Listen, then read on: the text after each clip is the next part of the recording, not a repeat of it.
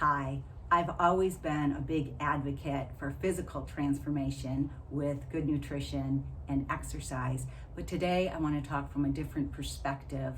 If you, like me, have ever been brokenhearted, felt lonely, anxious, or afraid, I had an experience that I wrote about and wanted to share from the encouragement of a friend who said this is a spiritual transformation that someone else might benefit from. So I titled this My New Birth Date, and it goes like this. A few short months after moving 1,200 miles away from my family, friends, and business of 25 years, the stress of making these many adjustments affected my eating and sleeping patterns. My thoughts became distorted, my mind in disarray. Insurmountable and unreasonable fears attacked my ability to reason, speak, and trust people in my life who most loved me. It's stress, I cried. You need rest, my husband and a friend replied as they encouraged me to go to a hospital for an assessment. It took all day for them to assure me that I'd be all right and that they would call and visit me every day. Little did I know I was experiencing an emotional and mental collapse which led to my spiritual conversion to Christ. It was July 10th, 2016. After a long day of resisting help, I finally agreed with their recommendation. While in the hospital, I was involved in group therapy where we were encouraged to share what caused us to be there. I discussed my former life and how I had so much predictability, control, and a foundation of family and friends to lean on. Now, in a new environment, suddenly stripped of my identity, I felt lost, vulnerable, and unsure of myself.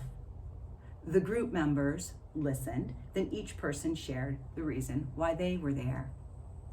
3 days later, on July 13th, while sitting quietly in my room after group therapy session, I was reading a book.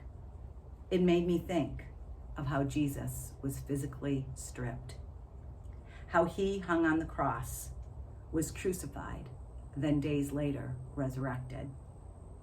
Overcome with a deep sense of remorse and sorrow for my life, filled with transgressions, arrogance, and false pride, tears came pouring out my eyes as I saw flashbacks of my life go by. Something was happening in my heart that at that moment I wouldn't have been able to explain until I made the connection that Jesus gave his life for me. An incredible burden was lifted from me. I knew I was forgiven and felt wrapped in his love. Moments later, I received a knock on the door from another patient who had become a comfort during my stay. Her room was across the hall from mine.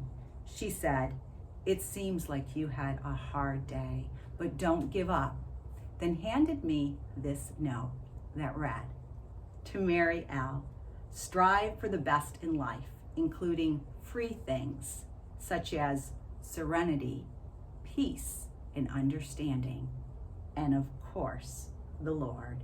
May God bless and keep you, Mary K."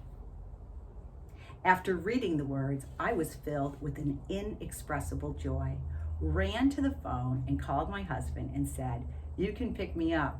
I'm going home with you tonight." Hospital protocol had me wait for morning to be discharged, but it didn't matter.